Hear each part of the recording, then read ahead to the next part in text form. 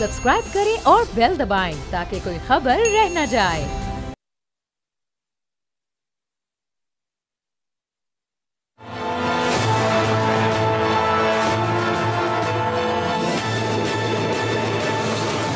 अस्सलाम वालेकुम, मैं बाब जहांगीर। आप देख रहे हैं प्रोग्राम तज्जिया। अगले माली साल का बजट पेश किया जा चुका है। पोस्ट बजट प्रेस कॉन्फ्रेंस भी हो चुकी है। इस बजट पर कई सवालात लोगों के जहनों में मौजूद हैं। बड़ा अवामी रिएक्शन भी इस पर सामने आ रहा है और सिर्फ अवामी रिएक्शन ही सामने नहीं आ रहा, बल्कि हुकूमत की जो अपनी इत्तेहादी जमातें हैं वो भी अब इस पर एतराज़ात कर रही हैं। कल हमने देखा बजट स्पीच से पहले पाकिस्तान पीपल्स पार्टी ने उस बजट सेशन के बाइकआउट की बात की, फिर बड़ी मुश्किल से उनको मना कर असम्बली में लाने की कोशिश की गई, लेकिन बिलावल भुट्टो जरदारी वहाँ पर नहीं आए और वो मनाने का सिलसिला आज भी जारी है। आज भी ये मुज़ाकरात चल रहे हैं और उनकी गैर मौजूदगी में ये बजट पेश किया गया। उनकी जमात के दीगर अरकान वहाँ पर ज़रूर मौजूद थे। पाकिस्तान पीपल्स पार्टी को ये एतराज़ है कि बजट से पहले जब उसको फाइनल किया जा रहा था तो बहुत सारी चीज़ें और बहुत सारे नुकात ऐसे थे जिन पर उनको एतमाद में नहीं लिया गया, उनके मशवरे या उनकी तजावीज़ को खातिर में नहीं लाया गया, उनसे पूछा ही नहीं गया कि किस सूबे में कितना तरक्याती बजट रखना है या कौन कौन से मनसूबों पर किस किस तरह से मामलात को लेकर आगे चलना है। तो पीपल्स पार्टी का इस वक्त एतराज़ ये है कि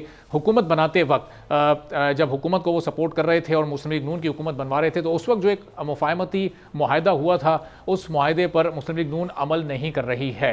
अब ये जो सियासी मामलात हैं और फिर जो बजट को लेकर इस वक्त मुख्तलिफ जमातों की राय है, इस पर हम गुफ्तगू करेंगे। शौकत यूसुफजई साहब पाकिस्तान तहरीक इंसाफ के सीनियर रहनुमा हमारे साथ मौजूद हैं। मिर्ज़ा इख्तियार बेग साहब पाकिस्तान पीपल्स पार्टी के सीनियर रहनुमा हमें ज्वाइन कर चुके हैं। तो मिर्ज़ा साहब, पहले चूँकि पीपल्स पार्टी को कल से इस बात पर एतराज़ भी है, कल बहुत सारे लोगों ने, खुर्शीद शाह साहब ने, शाजिया मरी साहिबा ने मीडिया पर आकर उस एतराज़ से मुताल्लिक इजहार भी किया, तो बुनियादी एतराज़ात पीपल्स पार्टी के हैं क्या?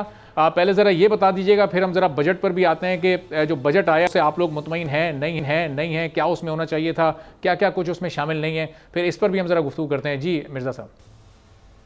जी, 2 दिन से यानी 11 और 12 बजट वाले दिन हमने पार्लियामेंट्री पार्टी का इजलास बुलाया था और उसमें उसकी सदारत बिलावल भुट्टो जरदारी साहब ने दोनों दिन की मैराथन सेशन था। एक एमएनए से जब पूछा गया तो आपको सुन के ये ताजुब होगा कि 90% लोगों ने डिससेटिस्फेक्शन का इजहार किया कि हमारी जो अलाइज हैं मुस्लिम लीग नून वो हमें हुकूमत में न वो अहमियत दे रही है, न रिस्पेक्ट दे रही है, न कंसल्टेशन है, न मशावरत है और न हमें साथ लेके चल रही है। दूसरी चीज जिस बात पे सबको एतराज था कि वो एक एग्रीमेंट हमारा साइन हुआ था जब हमने हुकूमत साजिश की थी और इनको हुकूमत बनाने के लिए हमने वोटिंग करके इनको दी, तो एक मुआहदा किया गया था। उस मुआहदे में बहुत सारी चीजें थी, पर एक बात जो आपने जिक्र की कि प्राइवेट सेक्टर क्रेडिट पीएसडीपी का बड़ा वाज़ेह था कि सूबे में कितना कितना होगा, सिंध में कितना होगा, कितने परसेंट पीपल्स पार्टी से वो उन्होंने एग्री किया है इस सूबे में। ये सब चीजें हमारी बात हुई थी, लेकिन ये बात बड़ी अफसोसनाक है कि न पीएसडीपी को डिस्कस किया गया, न दूसरे अहम नुकात जो बजट के थे वो हमारे साथ डिस्कस किए गए और न मशावरत में लिया गया। और तमाम एमएनएस का 90% से ज्यादा यही कहना था कि जी हम मुतमईन नहीं है, हम डिससेटिस्फेक्शन का उन्होंने इज़हार किया। और इख्तियार बेग साहब, 11 जून से पहले यानी कल के रोज से पहले क्या कोई परसों से पहले क्या कोई ब्रीफिंग वगैरह आप लोग को दी गई थी, कुछ बताया गया था, या सिरे से कोई ब्रीफिंग भी नहीं दी गई, कोई फैक्ट्स एंड फिगर्स आपके सामने भी नहीं रखे गए? यानी तजावीज़ या मशवरे लेना तो एक अलहदा बात है, आप लोगों को कुछ कहा बताया भी नहीं गया? जी, हमें देखिए ना, ये बजट हमारे हिसाब से सिर्फ रेवेन्यू ओरिएंटेड बजट है। इसमें ग्रोथ को भी मार दिया है, इसमें एक्सपोर्ट को भी किल कर दिया है। गवर्नमेंट मुलाजमीन और दीगर जो मुलाजमीन है इनकी तनख्वाहों पे टैक्सेस लगाए गए हैं। बाहर से एफडीआई इससे रुक गई है, मुकाबलती सकत खत्म हो गई, जो महंगाई हुई है। एक्सपोर्ट हमारी ठप इससे हो जाएगी। ये बजट एक्सपोर्ट ओरिएंटेड है ही नहीं। तो क्या पूरे बजट का एक ही ऑब्जेक्टिव होता है कि रेवेन्यू हर जगह हाथ डाल के खींच लिए जाए, चाहे एक्सपोर्ट बैठ जाए, चाहे एफडीआई बैठ जाए, चाहे ग्रोथ बैठ जाए, चाहे गरीब जो है वो पिस जाए, मुलाजमीन लेट जाए? तो ये तो मैं नहीं समझता कि कोई भी हुकूमत इसको अफोर्ड कर सकती है, इसको पसंद करेगी, इसकी तारीफ करेगी और आवाम उसको सपोर्ट करेगी। ठीक है, चलें, अभी तो अनाउंस तो ज़ाहिर है हुकूमत कर चुकी है। अब ये क्या इसमें से कोई ऐसा ऐलान होगा जो पीपल्स पार्टी इसको रिवर्स करवा सकती है? नहीं, इस पर हम मजीद भी गुफ्तगू करते हैं। ज़रा शौकत साहब को भी ज़रा गुफ्तगू में शामिल करें। मिर्ज़ा साहब, तो शौकत साहब, ये तो हुकूमत के अपने इत्तेहादी जिनकी सपोर्ट से हुकूमत बनी, उन्हीं को इतने तहफ़्फ़ुज़ात हैं, तो फिर आपको तो उनसे कहीं ज़्यादा तहफ़्फ़ुज़ात होंगे इस बजट के बाद। अब पाकिस्तान तहरीक इंसाफ की क्या राय है? ज़ाहिर है एक टैक्सेस से भरपूर ये बजट है, टैक्सेस की एक भरमार तनख्वाहदार तबके पर और दीगर तमाम चीज़ों पर कर दी गई है। तो पाकिस्तान तहरीक इंसाफ ने कैसे देखा इस बजट को? बिस्मिल्लाहिर्रहमानिर्रहीम। देखें, सबसे पहली बात यह है कि ये बजट टोटली IMF का बजट है। ये कह रहे हैं, पीपल्स पार्टी कह रही है कि हमें एतमाद में नहीं लिया गया। भाई, मुस्लिम लीग के दूसरे लोगों को कहाँ पे एतमाद में लिया गया? पार्लियामेंट में बजट आता है, उसके बाद जो डिस्कशन होती है, पूरा एक मशावरती अमल होता है, लेकिन कोई मशावरत नहीं हुई। उनको तैयार चीज मिली है, ये आपने पेश करना है, उन्होंने पेश कर दिया। और ये हम बहुत पहले से कहते रहे हैं कि ये जो बजट आएगा आपको पता लग जाएगा कि महंगाई क्या होती है। और लोग जो है ना, लोग पहले से ही लोग परेशान हैं, और थोड़ा बहुत पेट्रोल सस्ता करके या रोटी में 16 रुपए के बजाय 15 रुपए करके आप ये समझते थे कि लोग बेवकूफ़ बन जाएंगे और लोग भूल जाएंगे कि जी अब तो महंगाई जो है वो वाकई कम हो रही है। तो ऐसा कुछ नहीं है। जो IMF की शराइत पे हुए हैं, जो शराइत मिल रही है IMF से, वो उनको पूरा करने के लिए ये भरपूर। साहब, ये IMF की जो आप बात कर रहे हैं ना, IMF के दबाव की, उनकी शराइत की, तो IMF की शर्त ये भी है कि आप अपने टैक्स नेट को बढ़ाएं, उसमें एग्रीकल्चर भी शामिल करें, उसमें रियल एस्टेट भी शामिल करें, उसमें रिटेल सेक्टर भी शामिल करें। हुकूमत ये नहीं कर पा रही है। अगर ये IMF का बनाया हुआ बजट होता तो फिर तो हुकूमत इन सेक्टर्स को भी उस टैक्स नेट में शामिल कर लेती। देखें, उसमें वजह है ना। देखें, उन सेक्टर के लोग जो है वो हुकूमत में बैठे हुए हैं, वो उसको तहफ़्फ़ुज़ दे रहे हैं। ये तो हम बहुत पहले से कहते रहे हैं। देखिए, ये एग्रीकल्चर की बात करते हैं कि जी हम एग्रीकल्चर को प्रमोट करेंगे। एग्रीकल्चर में हमने बड़ा वो बम्पर क्रॉप हुआ है, तो एग्रीकल्चर वालों के साथ इन्होंने हशर क्या किया है। ये देखिए, यहाँ पे बहुत बड़ा कॉन्फ्लिक्ट चल रहा है। ये आपस में इनके बड़े इख्तिलाफात चल रहे हैं। जिस तरह मेरे भाई ने कहा, देखिए हमें यहाँ कौन इन्वेस्टमेंट करेगा? सबसे पहली बात तो ये है कि जो भी बजट होता है ना, उसमें ये लोगों को उम्मीद मिलती है कि ठीक है, इन्वेस्टमेंट आएगी मुल्क के अंदर, और उस इन्वेस्टमेंट से जो है ना पाकिस्तान के जो मईशत है वो बेहतर होगी, और फिर आवाम की जिंदगी में कोई खुशगवार तब्दीली आएगी। तो ऐसा तो कुछ नहीं है।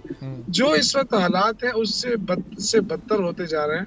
अब आवाम जो है, जितनी गर्मी बढ़ेगी इतने लोग सड़कों पे निकलेंगे, एहतजाज होंगे। बहुत सारे अब ऑर्गेनाइजेशंस हैं, क्लास 4 मुलाजिमीन से लेके सारे जो वो हैं, वो सारे इस चीज़ के खिलाफ निकले हैं। आखिर उनको किस चीज़ की सजा दी जा रही है? देखिए, अगर आप बिजली महंगी हो रही है तो महंगे मंसूबे किसने बनाए थे? या तो पीपल्स पार्टी के दौर में हुए, या मुस्लिम लीग के दौर में IPPs जो अब जान ही नहीं छूट रही है उनके। आप बिजली बनाए या ना बनाए, आपने उनके पूरे करके देने हैं। सही। तो ये जो आपके दौर में भी वो सिलसिला फिर चलता रहा, वो उस पे रिविजिट हो नहीं सका मामला। वो तो कोई डिस्टर्ब नहीं करता। और ये जो सेक्टर्स हैं जिनको ये हुकूमत ना पहले टैक्स नेट में ला सकी, ना अब ला पा रही है, वो उनको पाकिस्तान तहरीक इंसाफ भी टैक्स नेट में नहीं ला सकी अपने 4.25 साल दौर में। देखिए, हमारे पौने 4 साल दौर था, ठीक है, हम मानते हैं। 3 साल दौर में हमने, हमारा कोरोना भी रहा है ना, ये भी आप देखें कि 2 साल हमने कोरोना से जंग लड़ी है। और कोरोना के बाद जो कुछ किया हमने, जिस तरीके से हमने जो कंस्ट्रक्शन फील्ड में हमने मराहत दी, जिसकी वजह से एकदम रोजगार लोगों को मिला और कारोबार में तेजी आई, तो वो भी तो एक हिकमत अमली होती है ना। और हिकमत अमली की वजह से हमारी जो एक्सपोर्ट है वो बेहतर होती गई, प्रोडक्शन बढ़ गई। लेकिन आज आप देखें कि प्रोडक्शन कम होती जा रही है, हमारे पास एक्सपोर्ट के लिए कुछ है ही नहीं। हम अंदर जो हमारा, जो हमने कहा था कि हम 200-300 अरब हमें फायदा हो जाएगा इस मुल्क में, लेकिन वो तो आने से पहले ही 360 अरब रुपए अपने। चलें, आप लोग तहफ़्फ़ुज़ात अपनी जगह मौजूद है। अब हुकूमत के पास इसका जवाब क्या है? मलिक शकील आवान साहब, नून लीग के सीनियर रहनुमा हमारे साथ मौजूद हैं। शौकत साहब, मैं वापस जरा आपकी तरफ आता हूँ, हुकूमत का भी मौक़िफ़ इस पर हम जान लेते हैं। तो अब मलिक शकील आवान साहब, ये अब अगले 1-2 सालों तक अगर आपकी हुकूमत रही तो हो रहा है कि हम जो भी कमाएंगे, या तनख्वाहदार तबका जो भी कमाएगा, वो एक हाथ से कमा के दूसरे हाथ से आपको दे देगा। ये 45% तो आप टैक्स को ले आएँ। 60,000 माहाना कमाने वाला और 1 लाख तक माहाना कमाने वाला, उनका टैक्स आपने डबल कर दिया है। ये इसके पीछे सोच क्या है हुकूमत की? ये तनख्वाहदार तबका जो ना, जिसकी सैलरी 32,000 से 37,000 की, बेसिक वेज जो थे उसको बेसिक वेज को बढ़ाया, और उसके बाद 25% तनख्वाहों में इजाफा किया। मैं आपसे गुजारिश करूँ, जो साहब अभी बोल रहे थे ना, आज कौम शुक्र का कलमा पढ़ रही है कि शुक्र अल्हम्दुलिल्लाह कि मुल्क की सारी बड़ी जमातें इक़्तिदार में रह चुकी हैं। पहले ये होता था ना, पीटीआई आती थी ना, तो कहते थे ये इतने साल बैठे हैं, इनसे पूछो क्या हुआ, आपने क्या किया। अब 15 साल चल रहा है केपीके में पीटीआई को, ये 15 साल का इक़्तिदार मिला उन्हें, ये रिकॉर्ड है, वहाँ का भी किसी को मिला नहीं इतना लंबा। वो केपीके को अभी हम छोड़ते हैं, हम तो अभी विफाकी बजट की बात कर रहे हैं ना। दो तीन फिगर्स मैं आपके सामने रखता हूँ। 18,000 अरब का बजट है, 9,500 अरब आप देने जा रहे हैं, उसकी जो सूद है और कर्जों की मद में आधा तो वहां चला गया। और आपको पता है कितने मसूफ इमरान खान ने एनएफसी की मद में आप तकरीबन 5,000 अरब देने जा रहे हैं, उसके बाद हुकूमत के हाथ में तो कुछ भी नहीं बचेगा। हमको बोलने भी देना। जी चलें आप बात। ये पूछे कि इमरान खान साहब ने एक अपने मुख्तर तरीन दौरे हुकूमत में कितने हजार अरब डॉलर फंड लिया है, ये पूछें। वो जो कर्जा लिया है, जो कर्जे इकट्ठे किए हैं, जितने पाकिस्तान की तारीख में सब हुकूमतों ने मिलकर लिए थे, उतने इमरान खान ने अकेले ले लिए। और सूद हम उसका दे रहे हैं, अपना दे रहे हैं। जो सूद कभी 5 अरब डॉलर जाता था, 5,000 अरब, आज 10 अरब डॉलर जा रहा है। ये किसकी वजह से जा रहा है? ये इमरान खान की वजह से जा रहा है, जिसने 3 सालों में रिकॉर्ड कर्जे इकट्ठे किए। वो कर्जे कहाँ लगे, फिर कहाँ गए वो रिकॉर्ड कर्जे? सुने ना जी, ये खाली कहने से बात हो जाती है कि हमें 2 साल का कोरोना मिल गया। कोरोना के नाम पर पूरी दुनिया में जो भीख इमरान खान ने इकट्ठी की, जो इमदाद के नाम पर भीख वो पूरे वर्ल्ड से आई, उसका हिसाब कौन देगा? आपको पता है कि पैनाडॉल की एक गोली खाता था वो मरीज, पैनाडॉल की 4 गोलियां, तो उसका बजट पता है कितना? चेक कर ले, रिकॉर्ड मंगाए और मौसूफ को कहे मुझे अपने चैनल में बुला के मेरे आमने सामने बैठे। 7 लाख रुपया एक मरीज का खर्चा रखा हुआ था, 7 लाख रुपया। इस तरह किया पाकिस्तान को उन्होंने। और जिस पंजाब की फिक्र खाती जा रही है, पाकिस्तान में पंजाब शामिल है ना, 4 साल के लिए बुजदार को बिठाकर इस सबसे बड़े सूबे को जो रीढ़ की हड्डी है पाकिस्तान की, उसका बेड़ा गर्क कर दिया। और आज जब एक उम्मीद की किरण मिली है। मलिक साहब एक सेकंड जरा, इस उम्मीद की किरण से पहले मलिक साहब, पीडीएम की हुकूमत आई 16 माह की, इनमें से कितने लोग का एहतसाब आप लोगों ने किया? जो आप कह रहे हैं ये जाहिर, ये करप्शन के जुमरे में आता है ना। फिर अभी भी 100 दिन से ज्यादा आप लोगों को हो गए, अभी तक कितने केसेस आपने करप्शन के बनाए, उस पर कितनी प्रोसीडिंग्स हुई, कितनों को उसमें सजा हो गई? 2 बातें हमने स्लो की हैं। एक जो इमरान खान का दौर था ना, हर रोज सड़कों पर 15 बंदे होते थे, 100 बंदे होते थे, सड़क ब्लॉक करके पूरे मुल्क में हल्ला गुल्ला मचा होता था। और जो जिसकी मजदूरी पे निकला वो भी वहीं धरे का धरा रह गया। जो स्कूल लेने का वो भी 10 अप्रैल 2022 को आपने हटा दी ना वो हुकूमत। करें कि कितनों को पकड़ा, ये पकड़ पकड़ हमसे करते रहे। बताए ना, हमें पकड़ पकड़ के क्या मिल गया इनको? इन्होंने जब हमें इनको जब पकड़ो तो चीखे मारते हैं। केस इन पे बने हुए 7.5 अरब आप ये डॉलर का कर्जा तो खाली इमरान खान पे एक केस बना हुआ है। अब अभी वाले बजट पे मलिक साहब, अभी वाले बजट पे तो आ जाएं। ये जो 45 अभी वाले बजट पे तो आप आ जाएं, ये तो बताएंगे ये जो 13,000 अरब का आप लोगों ने ये टैक्स रेवेन्यू ये टारगेट सेट किया है, इसको कैसे मुकम्मल करेंगे? ये तो आपका सिर्फ सूद की कर्जों की मद में चला जाएगा, एनएफसी की मद में चला जाएगा। उसके बाद जो आईएमएफ से आप पैसा लेकर आएंगे, उससे फिर मुल्क चलाएंगे, उससे फिर ये सरकारी मुलाजमीन की 25% तनख्वाहें बढ़ा के वो अदा करेंगे।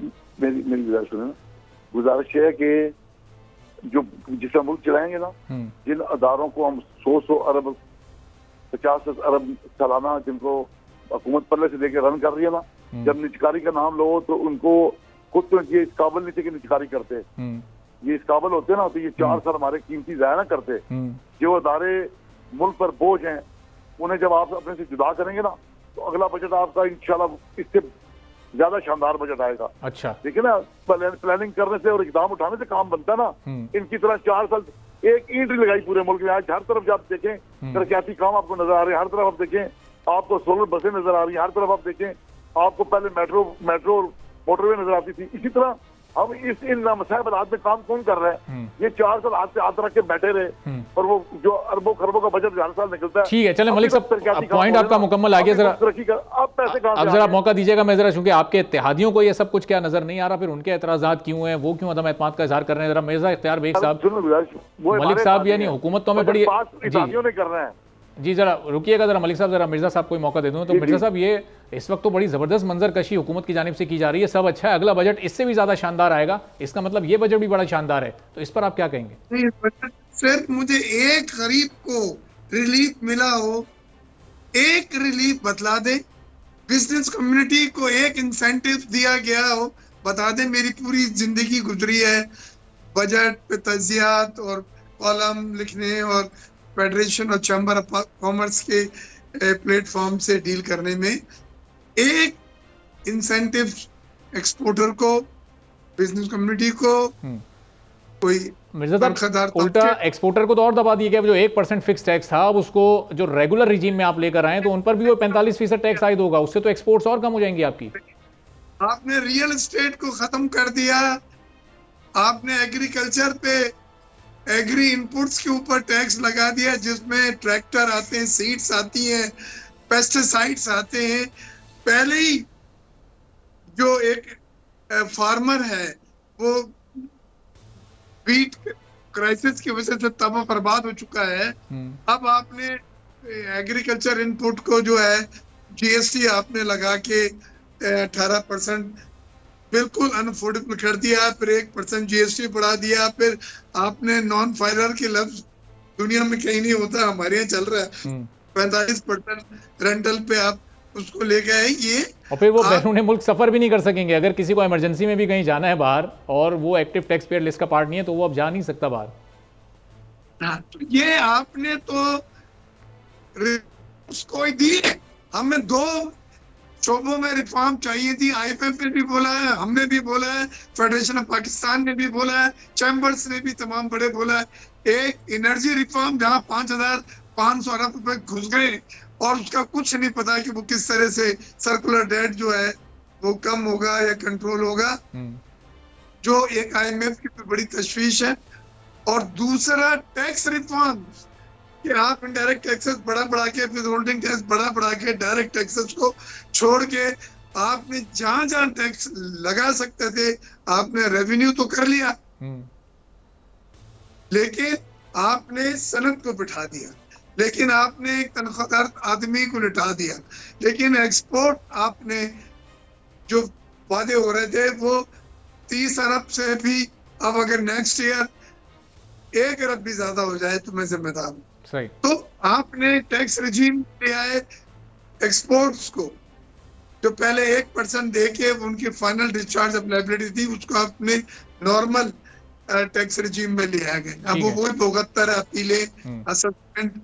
तो आपने कोई एक चीज में आपसे दावे से बात कर रहा हूँ कि कोई तनख्वाहदार को, कोई एक्सपोर्टर को, कोई बिजनेसमैन को कोई एक इंसेंटिव रिलीफ अगर दिया गया। ठीक है, चलें अब देखते हैं हाँ हुकूमत के पास इसका क्या जवाब है, रिलीफ दिया है नहीं दिया। शौकत यूसुफजई पहले अब ये आप बताइएगा, ये बड़ा क्रेडिट इस वक्त हुकूमत ले रही है कि जो मिनिमम वेज थी हमने उसको 32,000 से बढ़ाकर 37,000 कर दिया।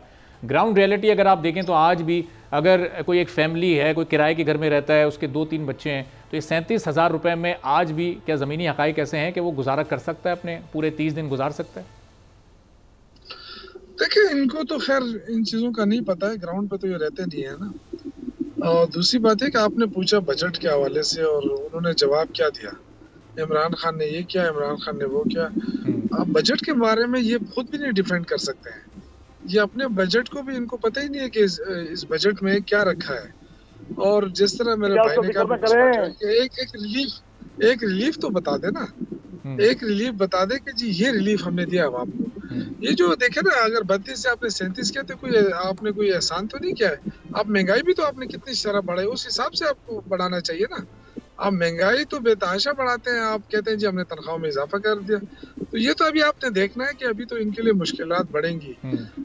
IMF ने साथ ये भी कहा है कि वो तनख्वाह में इजाफा भी वो तो 13.5-14 लाख जो सरकारी मुलाजमीन है वो तो उसमें हुआ है, उसमें भी वो तो होगा ना, लेकिन जो प्राइवेट मुलाजमीन है उनका क्या होगा? मैं तो यही अर्ज कर रहा हूँ ना। देखिए, ये तो सिर्फ इससे तो मुल्क नहीं चलता ना कि आप सरकारी मुलाजिमीन की तनख्वाह में इजाफा कर दें, फिर उसके बाद ना कोई वो टमाटर ले सके, ना कोई प्याज खरीद सके, ना कोई दालें खरीद सके। देखिए, आवाम को रिलीफ चाहिए। मैंने पहले कहा ना कि 16 रुपए की रोटी 15 रुपए करने से आप ये कहेंगे कि जी हमने सब कुछ सस्ता कर दिया। जिस हिसाब से हमारे वहाँ गंदम हुई थी मुल्क के अंदर, उस हिसाब से तो रोटी 5 रुपए पे आनी चाहिए थी। लेकिन अब वो रोटी उसी तरह उन्होंने छोटी करके बेच दी। तो वो ये कि इस बजट के अंदर कोई होप नजर नहीं आ रहा है मुझे। सही। या तो ये होता है ना कि जो मुश्किल पीरियड है, चलो महीना 2 महीने बाद कुछ हो जाएगा, लेकिन देखिए जब आपके एक्सपोर्ट कोई उम्मीद नहीं है, कोई आप कह रहे हैं कि एक जो नया आइडिया होता है वो नजर नहीं आ रही, कोई इंटेंशन हुकूमत की नजर नहीं आई। और सिर्फ अपोजिशन जमात नहीं बल्कि अपने इत्तेहादी भी ये कह रहे हैं इस वक्त हुकूमत से कि कोई एक रिलीफ अगर इस बजट में है तो वो दिखा दें। तो हुकूमत से इस ब्रेक के बाद पूछेंगे कि कौन सा वो एक रिलीफ है जो इस बजट में लिए मौजूद है। वापस आते हैं छोटे से ब्रेक के बाद।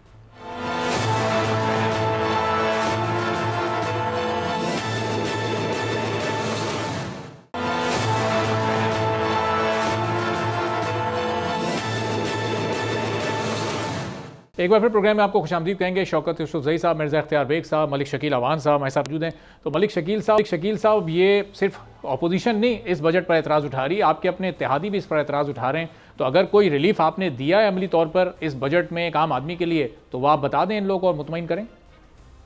देखिए पहली गुजारिश है कि 100 यूनिट तक जिनका इस्तेमाल है उन्हें हम दे रहे हैं सोलर फ्री, ठीक है। और हम लेके जा रहे हैं लोगों को सोलर पे। सबसे बड़ा आज यूटिलिटी बिल जो है ना, ये इमरान खान साहब के दौर का ये सिलसिला चल रहा आ रहा है, लोगों के लिए अजाब बना हुआ है। 37,000 आप जो सैलरी की ना आपने अभी बड़े आराम से इन्होंने कह दिया कि जी 2 लाख सरकारी मुलाजिम है। इन्हें पहले कहें कि अगर आपको नहीं इल्म में तो इल्म में इजाफा कर लें। जितना मिल मजदूर है लाखों करोड़ों की तादाद में, उस समेत ये बेसिक पे है, कम मिनिमम पे जो है ना अब 37,000 से कम नहीं होगी। इस पर अमल दरामद तो सिर्फ सरकारी इदारों में ही होता है ना, वो प्राइवेट कंपनीज में या मुख्तलिफ होता है। सवाल ही पैदा होता है लेबर डिपार्टमेंट किस लिए बना है? तमाम मिल मजदूर जो आप पूछें, अगला प्रोग्राम रखें, इन्हें भी बिठाएं, इन्हें भागना नहीं दीजिएगा, मुझे भी बिठाएं। पूछे मिलता कि नहीं मिलता? ये करोड़ों में लोग बनते हैं। और 11% महंगाई, आज 11% में महंगाई है। 36% की महंगाई को 11% पे लाए हैं। ये कहते हैं रोटी 15 रुपए की होगी। मलिक साहब, ये 11% वाला फिगर सिर्फ पिछले एक माह का है, वो अगर पूरे साल का एवरेज निकालेंगे वो 24.2 बनता है। यार मेरे भाई, जी एक ऐसे करे ना, बोल न्यूज बहुत बड़ा चैनल है, एक रखे ना मार्केट का दौरा। मैं आपको बताऊं जो चावल 400 रुपए किलो बिक रहा था, वो आज 220 रुपए किलो बिक रहा है। अगर कोई बड़ा पुलाव को बेचने वाला उस पर सर, हम तो जा सकते हैं मार्केट में। आप ये बताएं कि अगर आपकी जमात से लोग तैयार हैं और कोई फेस कर सकता है पब्लिक को, तो आप बिल्कुल चलें। जिस दिन आपको चलना है हम चलते हैं फिर, और साथ चल के बात कर लेते हैं लोगों से। मैं कह रहा हूँ, मैं जमात से हूँ, 40 साल से इसी जमात में हूँ। मैं चलूंगा आपके साथ, मेरे अरकान असेंबली चलेंगे। बताएं कब रखते हैं आप टाइम? अच्छा चलें। मैं लोगों को उससे पूछवा के आपको बताऊं कि लोग मरियम नवाज की कारकर्दगी पर और मियां शहबाज शरीफ की 90 दिन की कारकर्दगी पे लोग कितने खुश हैं। अच्छा तो फिर ना कोई अलादीन के चिराग लड़ रहे थे। अब देखें इन जो आपके साथ जो बैठे हुए ना अपोजिशन के नाम पे, या जो हमारे सो कॉल्ड भी कहीं है ना इत्तेहादी, चलिए सो कॉल्ड इत्तेहादी आप इनको कह रहे हैं, अगर इनके वोट आप निकाल दें तो आपकी हुकूमत अगले मिनट रह नहीं सकेगी। भाई वोटें इमरान खान का भी यही हाल हुआ था, वोटों को पीछे पड़ता रहा, हम वोटों के पीछे नहीं फिर रहे। अगर किसी कौवा सफेद है उसे काला मैं नहीं कर सकता। हर शख्स को नजर आ रहा है कि अनथक मेहनत से 90 दिन में शहबाज शरीफ और मरियम नवाज ने और बाकी चारों सूबों में सब जिसने कोशिश की है उसने इसमें 3 महीने बेहतरी लेके आए हैं। अब अगर 3 महीने की कारकर्दगी, 3 महीने की हुकूमत है, अभी 100 दिन पूरे हुए हैं, तो जो कुछ किया उसका तो कोई 3 महीने की हुकूमत नहीं, पीडीएम की हुकूमत में भी शहबाज साहब वजीर आजम थे, उसमें भी कमोबेश यही सारी जमातें थी और वहां भी आप 16 माह मुकम्मल हुकूमत में और इस हुकूमत में बड़ा फर्क है। चलें, उस हुकूमत में हमारी बहुत ठीक है। चलें, आपके सो कॉल्ड इत्तेहादी कुछ कहना चाह रहे हैं। जी मिर्जा साहब। जी मैं ये कह रहा हूँ कि हर बजट की एक डायरेक्शन होती है। बजट ग्रोथ ओरिएंटेड होता है क्योंकि हमें जरूरत थी, जीडीपी ग्रोथ हमारी बिल्कुल लोएस्ट लेवल पे आ गई थी। हमें 4% 5% पे जाना था, 3% की फोरकास्ट थी, उसको ऊपर लेके जाना था। उसके लिए क्या मेजर्स किए गए हैं? हमारा एक्सपोर्ट बढ़ नहीं रहा, 30 अरब से बिल्कुल ऊपर नहीं जा रहा है। उसके लिए एक्सपोर्ट बढ़ाने के लिए क्या इंसेंटिव दे? उसमें मसले क्या है? मसले थे बिजली की कीमत 8 सेंट्स या 9 सेंट्स करनी थी, इन्होंने वायदा भी किया गया था, वो इस बजट में कहा था बताएंगे, लेकिन वो नहीं बताया गया। तो एक्सपोर्ट बढ़ने के भी जो इंसेंटिव थे उनका भी ऐलान नहीं किया गया।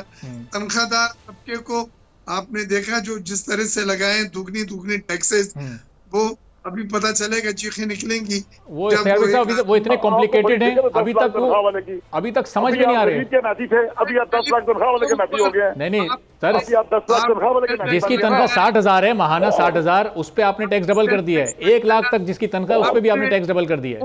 ऐसी चीज नहीं छोड़ी है। टैक्स नहीं लगाया। 25% बढ़ाई तो तो है कि इसकी नहीं बढ़ाई? डायरेक्शन सिर्फ एक है बजट की कि ये रेवेन्यू ओरिएंटेड है, यानी ज्यादा से ज्यादा आपने रेवेन्यू कलेक्ट करके दे दिया, और वो भी मुझे लगता है कि नहीं हो पाएगा 12,900 अरब रुपए की। जब 3% और 2.5% जीडीपी पे आप काम कर रहे हो तो इकोनॉमिक एक्टिविटीज इतनी नहीं होती कि 3,500 अरब रुपए से इजाफी टैक्स। साहब ये जो 13,000 अरब का जो टारगेट है इसमें इजाफी टैक्सेस भी तो शामिल हैं, जो 3,000 अरब के इजाफी टैक्सेस रेवेन्यू की मद में रखे गए। हमने रवां साल ऐसा करके दिखाया कि नहीं दिखाया एफबीआर ने? इसी तरह इंशाल्लाह है ना। और आखिरी जी शौकत साहब मैं आ रहा हूँ आपकी तरफ से। जी मिर्जा साहब, इन्फ्लेशन दोबारा बढ़ना शुरू हो जाएगा क्योंकि महंगाई होगी, ज़रूरी अजनास की कीमतें महंगी होंगी, हर जगह पेट्रोलियम मसनूआत की कीमतें महंगी होंगी, अफरात-ए-ज़र दोबारा बाउंस बैक होगा। ये लिख ले मेरी बात। तो अफरात-ए-ज़र ये आपकी बददुआ हो सकती है लेकिन ये हो नहीं रहा। सर वो कौम के लिए इकोनॉमी के एक्सपर्ट है मिर्जा साहब, इकोनॉमी के एक्सपर्ट हैं, वो अपने उस तजुर्बे को बरूए कार लाकर बता रहे हैं। जो माशी अशारी है वो देख रहे हैं, वो उसकी बुनियाद पर बात कर रहे हैं। माशी शादियों में बात हो रही है ना। हाँ। आप मुझे बताएं कि स्टेट बैंक जो है वो सूद की मद में अगर 1.5% कम करता है तो स्टेट बैंक में क्या पागल बैठे हुए सारे? अगर महंगाई पे कंट्रोल हुआ है तो स्टेट बैंक ने अपना नीचे किया ना शरह, तो ये उससे ज्यादा शादियां क्या होते हैं? और कौन से शादियां नजर आ रहे हैं? मुझे नजर आ रहे हैं। जी मिर्जा साहब, अब वो गुंजाइश तो 3 से 4% की थी, 1.5% कम करके भी आप देखें क्रेडिट ले रही है हुकूमत। वो इसलिए, वो भी सुन ले, वो इसलिए कि स्टेट बैंक को ये डर है कि अगर हमने 3 से 4% कर दिया तो एक तो रियल इंटरेस्ट रेट जो है वो कहते हैं IMF कम से कम मेंटेन हो, दूसरे इन्फ्लेशन बढ़ जाएगा। लिहाजा उन्होंने जहाँ 2.5-3% कम करना था उसको पहले स्टेज में 1.5% किया है, ये देखने के लिए कि अफरात-ए-ज़र बढ़ तो नहीं रहा। अगर बढ़ रहा है तो ये कम नहीं कर सकते। जितना मॉनेटरी ईज करेंगे, आपकी बददुआ के बढ़ेगा।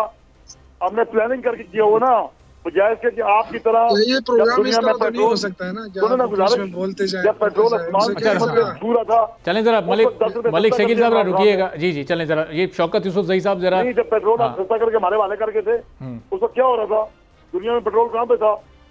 इस तरह प्रोग्राम नहीं होता। हाँ, जी शौकत साहब इसी तरह होता है। चले रुकिए। हाँ तो जवाब देने के लिए आप जी मलिक साहब जरा मौका देंगे तो जवाब देंगे ना। जरा मिर्जा साहब बराए करम आप भी जरा मौका दें। जी शौकत साहब इनसे कहें सबर से काम लें, सबर से काम लें। आपने जितने बातें की हैं देखिए। जी मिर्जा साहब मैं आ रहा हूँ आपकी तरफ जरा। मिर्जा साहब जी शौकत साहब आप पहले अपनी बात मुकम्मल कर लीजिए। मैंने कहा कि इन्होंने जितनी बातें भी की ना, इससे अगर आवाम मुतमईन हो सकती तो फिर तो बड़ी अच्छी बात होती। लेकिन जब बजट पेश होने से लोगों को जो तशवीश थी वो बजट पेश होने के बाद तो ऊपर तशवीश बहुत ज्यादा बढ़ गई है।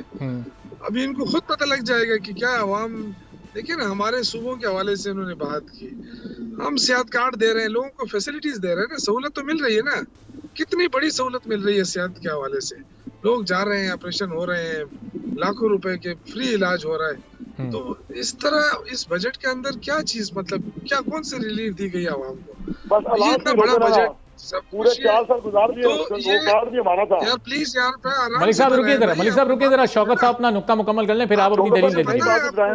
आप सुनिए तो सही ना जी। आपके अंदर हिम्मत होनी चाहिए ना। आप देखें, अगर आप ये नहीं बर्दाश्त कर सकते तो फिर तो अल्लाह ही हाफिज़। मलिक साहब जरा मौका तो दें। अब आप चूंकि हुकूमत ने थोड़ा सा ऑपोजिशन को सुनना पड़ेगा जरा। जी तो आवाम आपकी चीखें निकालेंगी, सबर करें। ये जो आवाम है ना, अभी आपको इमरान खान भी याद आ जाएगा दोबारा। और आप कब तक इमरान खान का नाम लेते रहेंगे आप? ये आपकी जो गलतियां हैं, 1.5 साल आज़म रहे, उन्होंने जो तबाही की है यार, इसको चुप करें यार। मलिक साहब रुकिएगा जरा, अभी मलिक साहब जरा रुकें। शौकत साहब की जरा बात पूरी होने दें, जरा उनको भी मौका दें, वो अपनी बात मुकम्मल करें। फिर आप दलील दीजिए। मलिक साहब आपको पूरा मौका मिला बात करने का। नहीं होता है प्रोग्राम, आपको इस पे नंबर नहीं मिल रहे हैं। अगर आप नंबर के चक्कर में कि पार्टी मुझे नंबर दे देगी, तो इस तरह डिफेंड नहीं होता। आप जो है ना, अपने दलाइल से बात करें, अपने नंबर पे बात करें। आपने मुल्क का बेड़ा गर्क किया है, और ये जो बजट आपने पेश किया है, ये तो मुल्क की तबाही का बजट है। इसमें तो आवाम को कोई रिलीफ नाम की चीज ही नहीं है। आप सिर्फ कहते हैं जी तनख्वाह बढ़ा दी, तनख्वाह बढ़ा दी मेरे भाई। आपको पता नहीं है, मैं लेबर मिनिस्टर रहा हूँ, मुझे पता है कि आप प्राइवेट सेक्टर में चलें शौकत साहब, इस पर आने वाले दिनों में भी हम इस बजट से मुताल्लिक आप लोग की राय लेते रहेंगे, बात करते रहेंगे। बहुत बहुत शुक्रिया शौकत यूसुफजई साहब, मिर्जा इख्तियार बेग साहब हमारे साथ मौजूद थे। अब अपोजिशन भी इस पर एतराज़ कर रही है, जो इत्तेहादी जमातें वो भी एतराज़ कर रही हैं। माहिर मौशियात इस बजट से मुताल्लिक क्या सोचते हैं, एक ब्रेक के बाद इस पर बात करेंगे।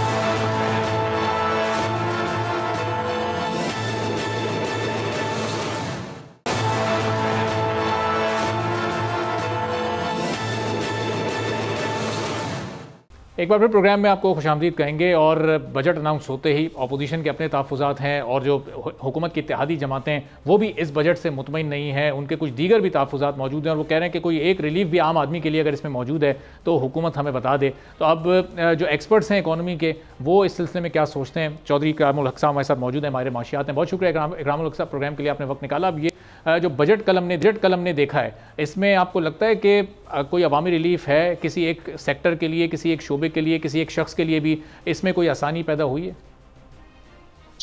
मेरे ख्याल है रिलीफ देना तो बज़ाहिर मकसद भी नहीं था। ये बजट इस तनाजुर में देखना चाहिए कि जब आप एक कंसोलिडेशन के प्रोसेस में होते हैं तो फिर आप ये कोशिश करते हैं कि आप कोई ऐसा पॉपुलर फैसला ना कर दें कि जिससे दोबारा आप उसी सूरत हाल में चले जाएं जिसकी वजह से आप आज इस सूरत हाल तक पहुँचे हैं। अब आपको पता है कि ये इस वक्त बड़ी मुश्किल से हमने इंपोर्ट्स ऑलमोस्ट उस पर काफ़ी अरसे से एम्बार्गो लगा कर अपना जो हमारा सबसे एक प्रेसिंग मसला रहता था, जो करंट अकाउंट हमारा डेफिसिट था, उसको हमने अब सरप्लस में लेकर आए हैं। दूसरी तरफ आपको पता है मालियाती खसारा हमारा बढ़ता चला जा रहा है, उसको हम अभी तक कंट्रोल नहीं कर सके हैं। तो इस दफ़ा कोशिश की गई है कि कम से कम उसको उस हद में रखा जाए जहां दुनिया में रखा जाता है, लेकिन 4-5% GDP के मुताबिक। अब मुश्किल फैसले जब लिए जाते हैं तो हुकूमत जब नहीं आती है तो उसको शुरू में ही ये ऐसे इम्कानात होते हैं कि वो सख्त फैसले ले ले। जैसे उसका वक्त गुजरता जाता है आपको पता है फिर उसके लिए मुश्किलात बढ़ती जाती हैं। तो इस बजट को असल में सही तनाजुर में हम लोग देख नहीं रहे हैं। अच्छा। और ये शोर और शराबा हो रहा है क्योंकि देखिए IMF के साथ हमारा एक 3 बिलियन का जो स्टैंड बाई था वो हमने मुकम्मल किया, उसमें सख्तियां थी मगर हमने मुकम्मल कर लिया। इससे पहले आपको याद है कि हमने जो एक एक्सटेंडेड जिससे प्रोग्राम कहते हैं जो यूजुअली 2-3 साल का होता है वो हमने पूरे जो हमने आज तक एक ही सिर्फ कामयाबी से किया और वो भी उसमें उस जमाने में काफ़ी उनको हमें रायतें दे दी थी क्योंकि उस वक्त ज़रा जियोपॉलिटिकल हालात ऐसे थे। तो अगर हम 1 मिनट के लिए भूल भी जाएं कि IMF क्या चाहता है या नहीं, हमें खुद भी अपना मालियाती डिसिप्लिन ठीक करना है। दूसरी सतह पर जब वो ठीक हो जाएगा फिर हम लोगों को कुछ रिलीफ दे सकते हैं। तो डॉक्टर साहब कतल कलामी की माजरत, लेकिन जो आप कह रहे हैं कि मुश्किल और फैसले लेने पड़ते हैं हुकूमतों को इन हालात में, तो वो मुश्किल फैसले क्या दुरुस्त फैसले भी होने चाहिए? और क्या ये बजट एक दुरुस्त ट्रैक पर आपको मुल्क की मईशत को ले जाता है वो नज़र आ रहा है, जहाँ तनख्वाहदार तबके पर और टैक्स बढ़ा दिए गए, कुछ सेक्टर्स जो कि पहले उनको एग्जम्पशन हासिल थी वो अभी भी उससे मुस्तस्ना है, एग्रीकल्चर सेक्टर है, रियल एस्टेट सेक्टर है, रिटेल सेक्टर है, तो वहाँ तो कोई मुश्किल फैसला नहीं लिया इस हुकूमत ने। जी देखिए उसमें भी ये किया गया है कि एक तो उन्हें कहा गया था कि आप वॉलंटरी अपने आप को रजिस्टर करें, वो उन्होंने नहीं किया। अब उनके ये जो जैसे ही 1 जुलाई आएगा तो लॉ के मुताबिक उनको एडवांस टैक्स जमा करवाना है।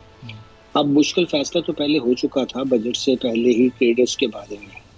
अब ट्रेडर्स का जो मसला है उसको भी गौर से देखना चाहिए कि वो बिजली पे टैक्स दे रहे हैं, वो मोबाइल पे टैक्स दे रहे हैं और कई जगह विद होल्डिंग टैक्स जैसे बैंकों से लगा हुआ है, मगर ये वो मैयर हैं जो ख़त्म होने चाहिए और हर एक को अपनी आमदनी के हिसाब से एक आसान गोशवारा जमा कराना चाहिए, चाहे वो किसी भी सेक्टर में हो। एग्रीकल्चर में मैं आपसे बाद में बात करूँगा। अच्छा, अब ट्रेडर्स और होलसेलर्स को हरगिज़ ये जो पुरानी आदतें पड़ गई थी कि हम 1% दे दें और उसके बाद फिर हमसे कोई सवाल ना किया जाए, ये किसी के लिए भी नहीं पाकिस्तान में होना चाहिए।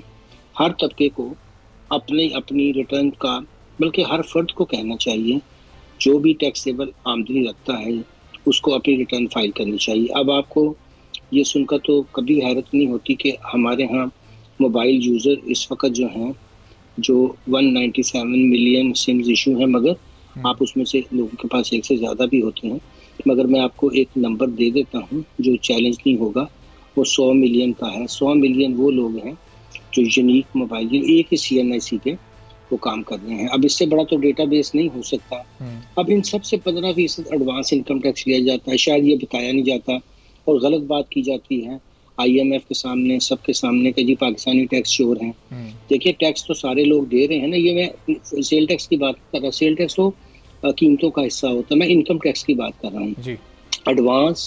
एडवांस एडजस्टेबल इनकम टैक्स की बात कर रहा हूँ आपके सामने, फुल एंड फाइनल की बात भी नहीं कर रहा। अच्छा, अब इनमें से रिटर्न जिन्होंने फाइल की इंडिविजुअल ने अभी तक 2003 की 23 की वो है 2.9 मिलियन। अब आप सोचिए कि अगर सबको रिफंड लेना हो तो सबको रिटर्न देनी चाहिए, तो सबको रिफंड मिलना चाहिए। अब अगर ये असूल कायम कर लिया जाए तो FBR को जरा थोड़ी सी हदायत अल्लाह ताला की तरफ से आए और थोड़ी सी अवाम उनको दें, और जो सियासी लोग पर हम सारे जो कुछ शऊर रखते हैं उन्हें बताएं कि जी आपने जो इतना मुश्किल गोशवारा रखा हुआ है, आप 1 पेज का एक गोशवारा डाल दें। हाँ, जिनके मुश्किल हैं जैसे वो उसके ऊपर फिर होता है कि वो गोशवारा के डिफरेंट नंबर लग जाते हैं, पर एक सादा आदमी है उसे सिर्फ ये बताना है कि जी ये मेरी आमदनी, ये खर्चा है बस, और वो अपना टैक्स वापस ले ले। इससे एतमाद हो जाएगा रियासत के लोगों का। एक दफा तो सारे टैक्स दे रहे हैं, पहले तो सारे पाकिस्तानियों को ये कहना बंद करना चाहिए कि वो टैक्स चोर हैं। ये बहुत बुरी बात है और ये हम अपनी कौम की तौहीन करते हैं और ये हमारी ब्यूरोक्रेसी करती है, ये हमारे डोनर्स के सामने हम खुद कहते हैं। अब मैंने आपको बिल्कुल फैक्ट से बता दिया कि 100 मिलियन आप समझते हैं ना, हमारी अडल्ट आबादी 100 मिलियन हो तो सारी की सारी टैक्स दे रही है जनाब। ये इंडिया में भी इतना नहीं है। इंडिया में मैं आपको बताऊं कितने % लोग रिटर्न फाइल करते हैं, इंडिया की आबादी का 2.1%। अच्छा। और आपकी जो टैक्स देखिए, आप हम खुद अपनी तौहीन कर रहे होते हैं और गलत दादोशुमार पेश कर रहे होते हैं। टैक्स लोग दे भी रहे हैं, जो रिटर्न भी फाइल कर रहे हैं, उनको उस टैक्स के बदले फिर एक तो उनके टैक्स का पैसा लग कहाँ पड़ रहा है, जब वो देखते हैं कि वुज़रा को, मुशीरान को बड़ी बड़ी गाड़ियों में, बड़े बड़े कॉन्वॉय में सफ़र करते हुए, फिर बैरून मुल्क जाते हुए देखते हुए, फिर बजट में कोई अनाउंसमेंट नहीं होती कि किसी वजारत में कोई खर्चे को कम किया गया है या हुकूमत ने कोई ऐसी ऑप्टिक्स शो की हैं, तो एक ट्रस्ट डेफिसिट तो खुद से पैदा होता है ना। फिर वो देने वाला भी ये सोचता है कि मैं क्यों दूँ, मुझे तो उसके बदले कुछ भी नहीं मिल रहा है। इसका भी पर्सपेक्टिव मैं दुरुस्त किए दूँ कि देखिए 18th अमेंडमेंट के बाद सूबों को सारी FBR की कलेक्शन का 57.5% मिल जाता है। दुरुस्त है ये बात। अब जब मिल जाता है तो आपको पता है हेल्थ, एजुकेशन और जो ज़रूरियात ज़िंदगी हैं, उसको में आप क्लीन ड्रिंकिंग वाटर समझ लीजिए, उसमें आप अच्छी ट्रांसपोर्ट समझ लीजिए, अफोर्डेबल हाउसेज समझ लीजिए, हर एक के लिए एक जैसी अपॉर्चुनिटी समझ लीजिए। ये तो इंसानी हकूक़ का मसाइल है, ये सूबों ने देने थे। अब चूंकि हम लोग वेल इन्फॉर्म्ड गुफ्तगू नहीं करते हैं, तो जो सियासी लोग हैं हमारे, हमें उनको फिर मजबूर करना पड़ेगा कि हम बताएं कि उन्होंने जो हमारी 3rd ईयर की हुकूमत थी, जिसका आईने पाकिस्तान में अब 14 साल हो गए हैं 18वीं तरमीम को, आर्टिकल 148 में कहा गया था कि आप एडमिनिस्ट्रेशन को, तो आप जो पॉलिटिक्स और जो फाइनेंस होगा उसको 3rd ईयर के ऊपर डिवॉल्व कर देंगे। अब इसका फ़ायदा क्या होगा? मिसाल के तौर पर अभी किसी के 3 बच्चे किसी बहुत फजूल से स्कूल में महल्ले के जा रहे हैं और 30,000 रुपया वो दे रहा है, अगर वो ये टैक्स जो हमें जिक्र किया कि उसको बाहर का रियासत ले ही रही है, अगर उसके बदले उसको क्वालिटी एजुकेशन मिलेगी तो देखिए उसको तो फिर रियासत के ऊपर इत्मीनान होगा। और ये कोई एहसान नहीं है रियासत का उसके ऊपर, ये रियासत की जिम्मेदारी है, बुनियादी जिम्मेदारी। बहुत बहुत शुक्रिया इकराम उल हक साहब, माहिर माशियात हमारे साथ मौजूद थे। गुफ्तगू नहीं, इसी के साथ नाज़रीन आज के प्रोग्राम से इजाज़त दीजिए। अल्लाह हाफ़िज़।